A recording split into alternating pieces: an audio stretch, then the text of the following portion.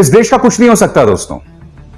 इंसान मर रहा है इस वक्त सड़कों पर, उसे अस्पताल में जगह नहीं मिल रही है। अस्पताल उससे कह रहे हैं कि अगर तुम्हारे पास ऑक्सीजन की टंकी है तो आओ, हम तुम्हें बिस्तर भी दे देंगे। देश दफन हो रहा है इस बीमारी की जड़ में। क्या सीन है, वह क्या सीन है। ये तस्वीर याद है कि नहीं आपको? बीएसएफ का एक जवान अपनी कार में अपनी बीमार बीवी को लेकर भटक रहा था। किसी तरह से उसे कोरोना के एक अस्पताल में दाखिला मिल गया और अब खबर आई है कि उसकी बीवी की मौत हो गई। साहब चंगासी, इसके 2 छोटे छोटे बच्चे हैं। आज बीएसएफ का यह जवान पूछ रहा है कि मेरे बच्चों का ख्याल कौन रखेगा? आखिर उसकी बीवी के मौत का जिम्मेदार कौन है?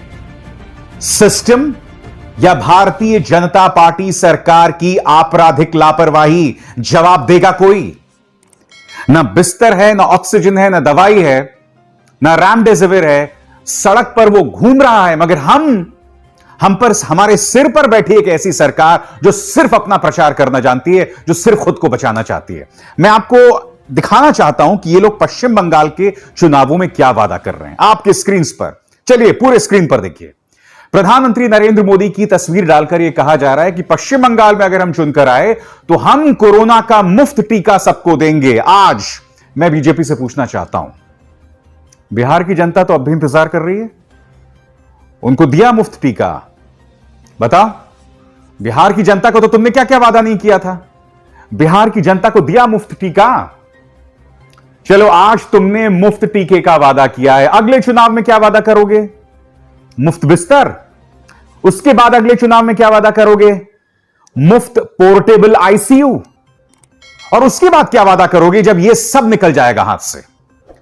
तब क्या यह वादा करोगे कि जो इंसान कोरोना से, बीमारी से मर जाए, उसका अंतिम संस्कार कम से कम गरिमा के साथ हो सके, इज्जत के साथ हो सके? क्योंकि मैं लगातार तस्वीरें देख रहा हूं किस तरह से शमशान घाट में जगह जो है वो पूरी हो गई है और पार्किंग लॉट में जहां गाड़ियों को पार्क किया जाता है वहां पर लोगों के शवों को जलाया जा रहा है। एक एक शव में 5-5 लोगों को जलाया जा रहा है। यह गुजरात की खबर से सामने उभर कर आया था। क्या तुम कोरोना से जो लोग मारे जा रहे हैं उनके अंतिम संस्कार में गरिमा दे सकती है सरकार? और इन्हें ये न जाने हकीकत से कोसों दूर हैं दोस्तों। आपके स्क्रीन पर ये हैं, इस सरकार के वैज्ञानिक सलाहकार बोल रहे हैं कि इस बार हमने कोरोना का मुकाबला पिछले साल की तुलना में कहीं बेहतर किया। अरे तुम इतने अंधे कैसे हो सकते हो भाई? और ये देखिए इस्तीफा प्रसाद जी, रविशंकर प्रसाद, ये तारीफ कर रहे हैं प्रधानमंत्री की, आपने कितना बेहतरीन काम किया। अब देखिए ये है देश के स्वास्थ्य मंत्री, मतलब इन्होंने चाटुकारिता की तमाम हदों को पार कर दिया है। इन दोनों के बीच, इन दोनों चेहरों को देखिए दोस्तों, रविशंकर प्रसाद और स्वास्थ्य मंत्री हर्षवर्धन, दोनों के बीच में प्रतिस्पर्धा चल रही है कि कौन ज्यादा प्रधानमंत्री नरेंद्र मोदी की चाटुकारिता करता है। देश दफन हो रहा है इस बीमारी की जड़ में, इस बीमारी की जद में, और आप जो है इस तरह से चाटुकारिता कर रहे हैं। ये देखिए आज पंचायती राज के ऊपर प्रधानमंत्री लाइव प्रसारण कर रहे थे और यहां देखिए न्यूज चैनल्स इसको लाइव दिखा रहे थे। ये देखिए तस्वीर। इनकी कोई प्राथमिकता है? सरकार से सवाल पूछने की प्राथमिकता है। और सबसे दुख की बात है दोस्तों, मैं आपको अब दिखाना चाहता हूं, आपके होश उड़ जाएंगे कि यह मीडिया जो है वो कितना नतमस्तक हो चुका है। कायदे से कोरोना महामारी के इस चरण के लिए, इस आपदा के लिए कटघरे में रखा जाना चाहिए था केंद्र सरकार को, क्योंकि ऑक्सीजन आपके हाथ में है, टीका आपके हाथ में है, दवाई भी काफी हद तक आपके हाथ में है। कटघरे में उसको रखा जाना चाहिए, मगर ये न्यूज चैनल्स को एक टूल किट मिल गया है। प्रधानमंत्री कार्यालय की तरफ से एक फरमान आ गया है कि आप दोष मढ़िए सिस्टम के ऊपर। बीजेपी पे भी नहीं, मोदी तो भाई खैर बहुत दूर की बात है। आप जानते हैं प्रधानमंत्री कार्यालय के 1-2 लोग हैं, उनकी तरफ से न्यूज चैनल्स को यह फरमान आ गया है कि अब आप कोई जलती हुई चिताएं नहीं दिखाएंगे, और जलती हुई चिताएं दिखा दें तो दिखा दें, मगर प्रधानमंत्री की तस्वीर कहीं नहीं दिखाई जाएगी। अब देखिए दोस्तों, वो टूल किट जो इस वक्त सभी न्यूज चैनल पे चल रहा है, इन सब की भाषा देखिए आपकी स्क्रीन पर। सबसे पहले आज तक सिस्टम के सामने दम तोड़ती सांसें, ऐसे सिस्टम के खिलाफ हमारी दस्तक आज तक कह रहा है। आगे देखिए, कोरोना काल सिस्टम बेहाल, सांसों का आपातकाल, यहां पर भी सिस्टम को दोष। फिर ये देखिए एबीपी न्यूज, सिस्टम कैसे छीन रहा है लोगों की सांसें, इंडिया चाहता है। अरे इंडिया नहीं चाहता है भाई, तुम्हारी चाटुकारिता चाहती है, तुम्हारी बेबसी चाहती है, तुम जो अंदर से नपुंसक हो गए वो चाहता है। सिस्टम को क्या ब्लेम करना, सिस्टम कौन चला रहा है मुझे बताओ। आगे देखिए इसी चैनल की तरफ से, कोरोना नहीं ये सिस्टम मार रहा है। यानी कि इन्हें पता है कि अगर मैं कोरोना पर दोष मढ़ूंगी या दोष मढ़ूंगा तो जाहिर सी बात है सरकार पर सवाल होगा। तो अब ये लोग बीमारी को भी दोष नहीं दे रहे हैं, किसको दोष दे रहे हैं यहां पर, ये लोग यहां पर दोष दे रहे हैं सिस्टम को।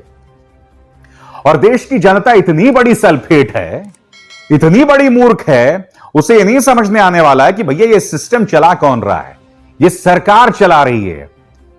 और इस सरकार की एक तरह से पूरी कोशिश है कि किसी तरह से एक व्यक्ति की छवि बचाई जाए। कल एक ड्रामा हुआ, अरविंद केजरीवाल आए और उन्होंने, उनकी एक हरकत से पूरी बीजेपी, पूरी मोदी सरकार बौखला गई। वो आए और उनका जो भाषण है वो लाइव प्रसारित हो गया। उन्होंने क्या कहा कि प्रधानमंत्री जी आप हरियाणा को समझाइए, हमारा ऑक्सीजन रोका जा रहा है। आप देखिए उसकी एक छोटी सी झलक और उसके बाद क्या बवाल हुआ मैं आपको बताने वाला हूं। प्रधानमंत्री जी, जब से ऑक्सीजन का संकट शुरू हुआ है मेरे फोन बजते रहते हैं। कभी कोई अस्पताल कहता है कि 3 घंटे की ऑक्सीजन बची है, कभी कोई अस्पताल कहता है कि 2 घंटे की ऑक्सीजन बची है। हम कारण जानने की कोशिश करते हैं तो पता चलता है कि पीछे किसी राज्य ने दिल्ली के लिए ऑक्सीजन लाने वाले ट्रक को रोक रखा है। हमने मदद के लिए केंद्र सरकार में कुछ मंत्रियों को फोन किए, शुरू में उन्होंने खूब सहयोग किया सर, लेकिन अब वो भी बेचारे थक गए हैं। दिक्कत क्या है, पिछले 7 सालों में प्रधानमंत्री नरेंद्र मोदी ने कोई प्रेस कॉन्फ्रेंस तो किया नहीं, तो सवालों की आदत नहीं है। अब केजरीवाल जरूर नाटक कर रहे थे क्योंकि वो अपनी जनता को ये बताने की कोशिश कर रहे थे कि भैया देखो मैं तो कोशिश कर रहा हूं मगर केंद्र सरकार कुछ नहीं कर रही है, वो सरकार ये कर रही है, वो सरकार ये कर रही है। अरविंद केजरीवाल की क्या गलती है मैं बाद में बात करूंगा, मगर हुआ ये इस पूरे मामले से कि प्रधानमंत्री नरेंद्र मोदी की मौजूदगी में ये हो गया, उनकी छवि पर सवाल, क्योंकि ये सब लाइव हो गया था। उसके बाद आप देखिए प्रधानमंत्री, जब ये अरविंद केजरीवाल जब ये बातें कर रहे थे तो प्रधानमंत्री कितने असहज दिखाई दे रहे थे, कितने अनकंफर्टेबल दिखाई दे रहे थे। अब देखिए प्रधानमंत्री ने इसका क्या जवाब दिया, देखिए। मेरा विश्वास है देश में अगर कोरोना के खिलाफ एक नेशनल प्लान होगा तो हम सभी राज्य सरकारें और केंद्र सरकार मिलके इस दिशा में काम करेंगे। सर, कोरोना की वजह से दिवंगत आत्माओं को शांति मिले। हाँ जी सर।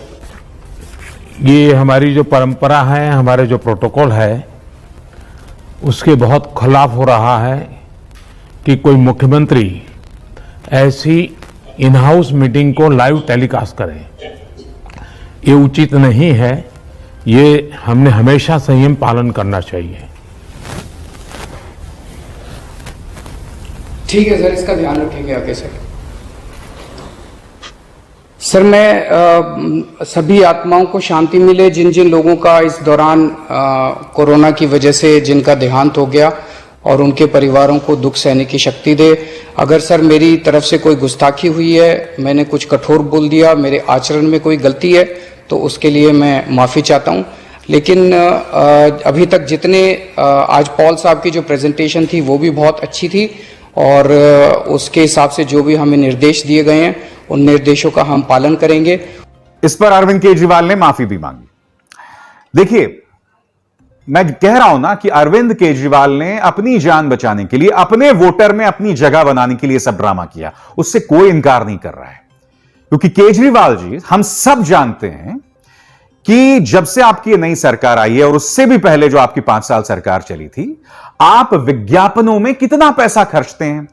आप उन चैनल्स को भी पैसा देते हैं जो समाज के अंदर सिवाय जहर फैलाने के कोई काम नहीं करते, ठीक है।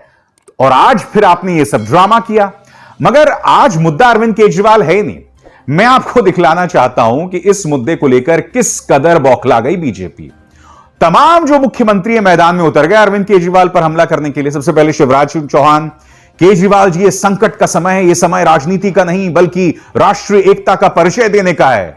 देखिए, उसके बाद आपके स्क्रीन पर मनोहर लाल खट्टर, गोपनीय बैठक को प्रसारित कर दिल्ली की केजरीवाल सरकार ने कोरोना के संकट काल में घटिया राजनीति का परिचय दिया है। अपनी नाकामियां छिपाने के बजाय उन्हें जनता के कल्याण के लिए काम करना चाहिए। सारे मुख्यमंत्री उतर गए मैदान में फील्डिंग करने के लिए। विजय रूपाणी, आदरणीय प्रधानमंत्री श्री नरेंद्र मोदी के साथ आज की बैठक में मीडिया को सीधा लाइव फीड देने का दिल्ली के मुख्यमंत्री श्री अरविंद केजरीवाल का कृत्य प्रोटोकॉल के खिलाफ शर्मनाक और निंदनीय है।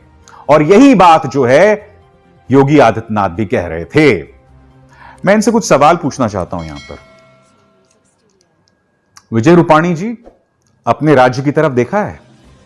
आप तो मौत के आंकड़े छुपा रहे हैं।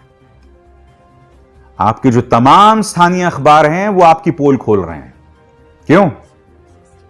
और मनोहर लाल खट्टर जी, कृपया बताने का कष्ट करें देश की जनता को कि किस तरह से अनिल विज साहब, आपके जो गृह मंत्री, वो लगातार धमकी दे रहे हैं दिल्ली सरकार को कि हम जो है ऑक्सीजन नहीं देंगे, ये नहीं करेंगे, वो नहीं करेंगे। और नतीजा आपके सामने है। दो बड़ी खबरें दोस्तों, दिल्ली के जयपुर गोल्डन अस्पताल में बड़ी तादाद में लोगों की मौत, बत्रा अस्पताल में त्रासदी। ये दो खबरें जो इस वक्त आपके स्क्रीन पर हैं, क्योंकि दिल्ली बिलख रहा है। ये देश की राजधानी है, ये देश की नब्ज है। यहां प्रधानमंत्री मोदी से लेकर अरविंद केजरीवाल सब रहते हैं और दिल्ली इतनी बेबस है। और कुछ दिनों पहले आपने लोकसभा और राज्यसभा में एक फरमान जारी कर दिया, और यह फरमान क्या कहता है कि अरविंद केजरीवाल को हर फैसले के लिए गिड़गिड़ाना होगा उपराज्यपाल के सामने, जिसकी कोई राजनीतिक जवाबदेही नहीं है। यह चुनकर नहीं आया है, चुन के आए हैं वो 70 विधायक, मगर अब उनके हाथ में कुछ नहीं है। अरविंद केजरीवाल के हाथ में कुछ नहीं है। यह तो आप ही ने फैसला, ये कानून जो है, यह आप ही ने तो पारित करवाया था। बताइए, कोई बात कर रहा है प्रोटोकॉल तोड़ने की। प्रोटोकॉल? हमारे प्रधानमंत्री ने अमेरिका जाकर एक मंच पर ट्रंप के साथ खड़े होकर कहा था, अब की बार ट्रंप सरकार। अरे प्रोटोकॉल की क्या बात करते हो? फिर हमारी भद पिट गई क्योंकि ट्रंप हुआ तो हार गया। क्यों? और अब कौन है राष्ट्रपति? Joe Biden. और वो जो बाइडेन क्या कर रहा है? उस जो बाइडेन ने इस खबर के मुताबिक दोस्तों, जो वैक्सीन बनाने में जो काम आने वाला जो कच्चा माल होता है, रॉ मटेरियल होता है, उसे भेजने से मना कर दिया है। ये लोग वैक्सीन्स होर्ड कर रहे हैं। आज की तारीख में अमेरिका के पास इतने टीके हैं, इतने वैक्सीन हैं कि हर अमेरिकी को 2 बार वैक्सीन दी जा सकती है। 2 बार वैक्सीन तो वैसे ही मिलती हैं, यानी कि 4 बार दी जा सकती हैं। अगर इनके साथ आपके ताल्लुकात अच्छे होते तो आप उनसे गुजारिश कर सकते थे। और आपने क्या किया था? आपने पूरी दुनिया को वैक्सीन भेज दी थी। उसकी कोई जवाबदेही नहीं है। और सिस्टम को रोना रोते हैं। आप मुझे बताइए ना, सिस्टम का रोना कहां है यहां पर?